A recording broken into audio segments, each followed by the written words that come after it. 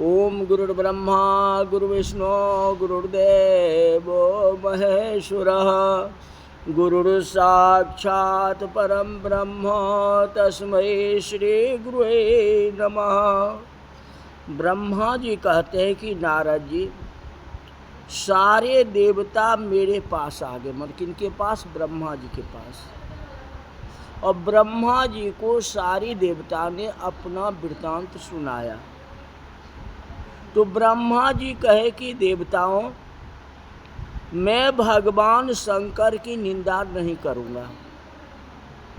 तुम स्वयं भगवान शिव के पास पहुँच करके उन्हें प्रसन्न करो। वे स्वयं ही अपनी निंदा जा कर के आप करें, मैं उनकी निंदा नहीं करूँगा। इस प्रकार मेरे कथन को सुन करके देवता कैलाश पर पहुंच के शिव जी की स्तुति करने लगे। देवता बोले कि हे शंभु, हम आपकी शरण में आए हैं। इस प्रकार प्रार्थना करके देवताओं ने शिव जी को अपना सारा कष्ट सुनाया। देवताओं के कथन सुन के सदाशिव ने उनकी बात को मान ली। विवाह करने के लिए शिव जी राजी तो नहीं थे, लेकिन जब देवताओं ने कहा कि तारकासुर मुझे बहुत सता रहा है, बहुत कष्ट दे रहा है, तो किसी को कष्ट हो ये शिव जी को सहन नहीं होता। भक्त की मान रखने के लिए, भक्त के कष्ट को हरण करने के लिए शिव जी ने देवताओं की बात मान ली। उनके जाने के बाद शंकर जी साधु जैसा रूप बनाया। अब डायरेक्ट शंकर भगवान हिमाचल के पास तो नहीं जाते और कहते जो मुझे कन्या दे दो, मुझे विवाह करनी है, तो कुछ तो करेंगे ही। तो कहीं आया है जो भिखारी का रूप धारण करके गए, कहीं है साधु का रूप, चाहे कोई भी रूप हो, धारण करके पूरे गांव में घूमे हैं। गांव वाले समझे एक साधु है। साधु जान करके उनको प्रणाम किया। जहाँ तक भिक्षा भी लेते थे, सबको भजन भी सुनाते थे, नृत्य भी सुनाते थे। और नृत्य करते करते हिमाचल के घर भी पहुंच गए, उनके आंगने में पहुंच गए। जहाँ तक कि मैना भी देखा, मैना भी देखी। लेकिन शंकर भगवान तो साधु के रूप में थे। माता पार्वती भी देखी। पार्वती की इच्छा तो कुछ और थी, उनके रूप को प्रकट करना नहीं चाहते थे। पार्वती ने उनके रूप को प्रकट नहीं की। मैना भी नहीं पहचान पाई, गांव वाले भी नहीं पहचान पाए। कहते डिमिक डिमिक डिम डमरू बजावे जोगिया एकता ठार। मन जोगी का रूप धारण करके गए थे। भजन में आता हम लोग का मैथिली। तो हिमाचल राज पहचान गए। कोई नहीं समझे, भक्त तो भगवान को पहचान ही लगे ना।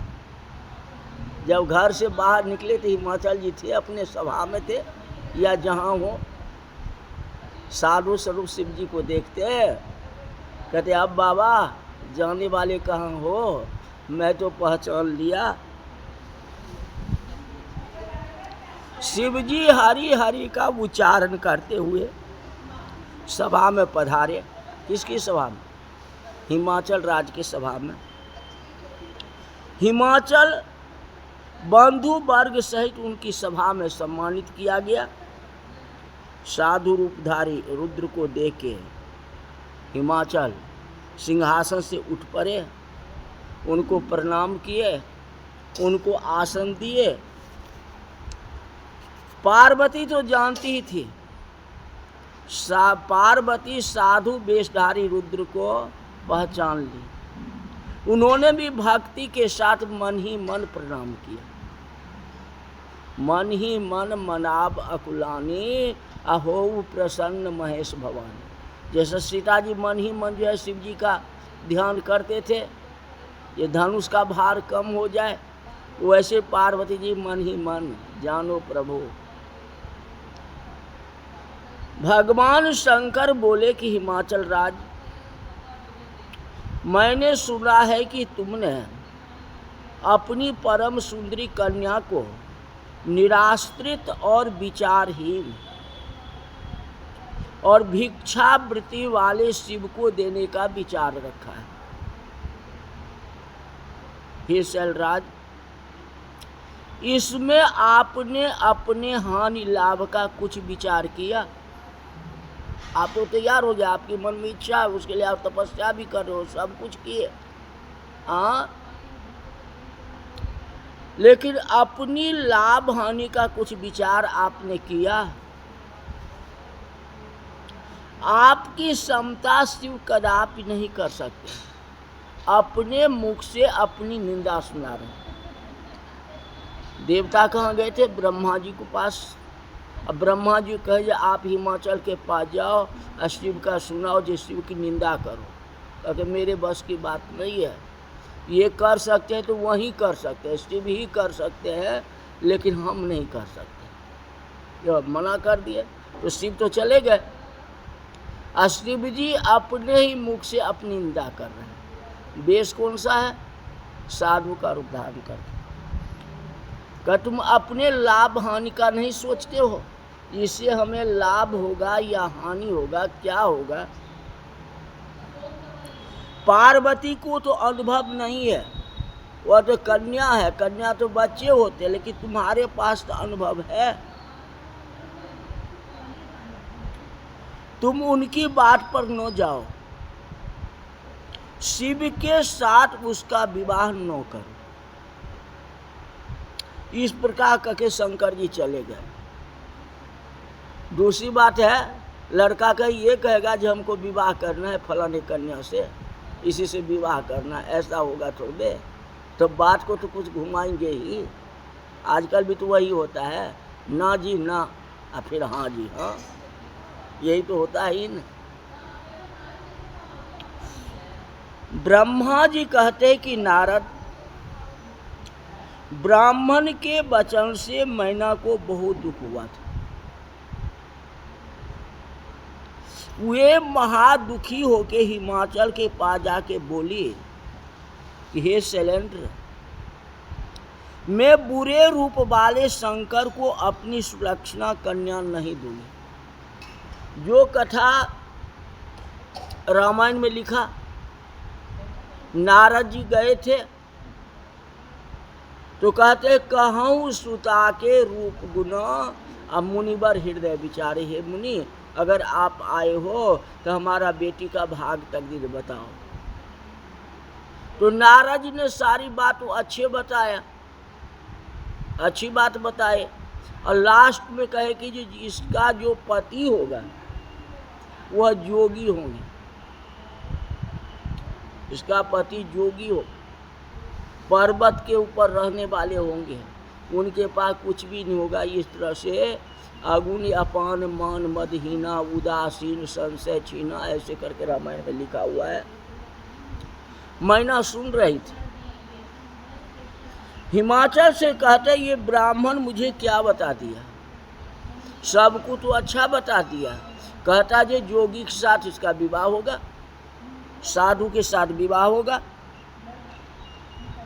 कहते चाहे मुझे महासमुद्र में गिरना पड़े, चाहे कुछ भी नहीं हो, ऐसे अमंगल भेष वाले शिव को कन्या नहीं दूँ। ऐसा रूप तो शिव जी का ही है, दूसरे को है नहीं। कहते ऐसे शिव को हमको कन्या नहीं देना, वह तो जोगी है, अमंगल भेष है, शमशान भूमि में रहते हैं, ये हुए विष्णु कहनल। हिमाचल उनको समझाने लगे, मैना समझ जाओ, वह तो तीनों लोग के मालिक हैं, आदि महादेव है, देवों के देव महादेव है, उनकी तुलना कौन कर सकता है। पति के बात को तो काट नहीं सकती, मैना अपने पति की आज्ञा को कैसे काटेगी? आखिर रोना प्रारंभ कर दे, यही रास्ता होगा ना। क्या जवाब तो नहीं देंगे कि आप पति हो? रोना प्रारंभ कर ली। वही समय था, हिमाचल और मैना की वार्तालाप हो रही थी। उसी समय सप्त ऋषि को स्मरण किए। कौन? शिव जी।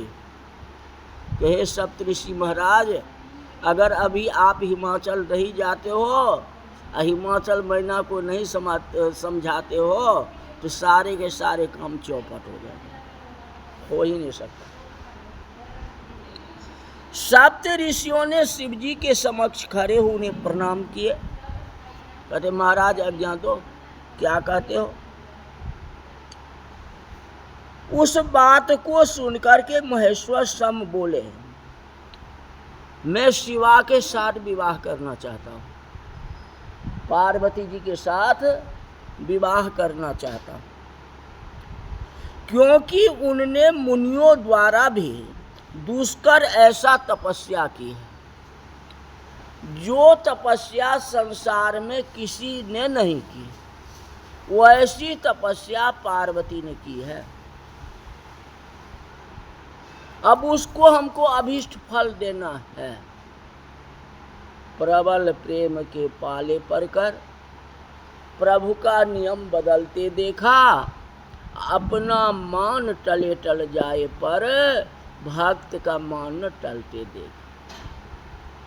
भक्त को मान को नहीं टलने देते, चाहे उनके लिए भगवान को कुछ भी करना पड़े।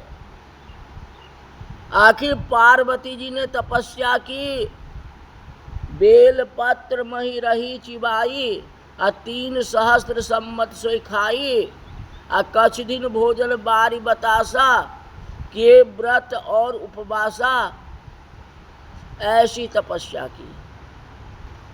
और अभी जो है हिमाचल और मैना में टकराव हो रही है। मैं शिव जी के साथ विवाह नहीं करूं, हम अपने बेटी को नहीं जाने दूंगी। आखिर मैना रोने लगी, कहते मुझे नहीं चाहिए, ऐसा वर ऐसा पति नहीं चाहिए। कहते सप्तऋषि, अब आप जाकर के मैना को समझाओ। हिमाचल को तो सब कुछ पता है, वह तो ज्ञानी है, ये मैना नादान है, अज्ञान है, वह पहचान नहीं रही। आप लोग जाकर के पत्नी मैना को समझाओ, जो पार्वती जी को शिव के साथ विवाह कर दे। शिव जी की इस आज्ञा को सुन के महर्षि शिव को नमस्कार कर हिमाचल के पास सप्तऋषि आते हैं। हिमाचल ने सिर झुका के प्रणाम किया, हाथ जोड़कर ऋषियों को प्रणाम कर उनकी बड़ी स्तुति की। पूछा कि मेरे सेवक के लिए क्या कार्य है, आप लोग किस लिए आए हैं? हाँ, और हमारे क्या कार्य बताइए, जिससे कि मेरा जन्म सफल हो जाए। सप्तऋषि बोले कि शैलराज हिमाचल, भगवान शंकर जगत के पिता हैं, भगवान शंकर जगत के पिता हैं, जय हो। और पार्वती जगत की जननी है, जग जननी जय जय माँ, जगत जननी जय जय माँ, भय हारिणी भवतारिणी भव भामिनी जय माँ। जगत की जननी है, और तुम पार्वती जी के साथ विवाह भगवान शंकर के साथ करके अपना जन्म सफल कर लो।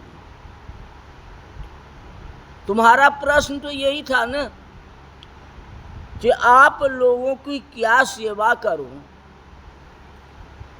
जिसे करने से मेरा जन्म सफल हो जाए। तो जन्म की सफलता तुम्हें पार्वती जी को शिव जी के साथ विवाह करने से ही है, और कोई रास्ता नहीं है। मैं तो यही कहूँगा और मैना को भी मैं यही कहता हूँ, मैना इस बात को समझे, वह त्रिलोकी है, भोलेनाथ है, उनसे बढ़ के कोई है ही नहीं त्रिलोकी में। हाँ, ऐसा वर मिल रहा है, ऐसा दामाद मिल रहा है मैना जी को। अब मैना जी चिंतित है, ये बात अच्छी बात नहीं है। मैना खुश हो जाओ और शिव और पार्वती जी की गठजोड़ा कर दो। तो आज की कथा यही तक रही। वो शंकर भगवान की जय जय।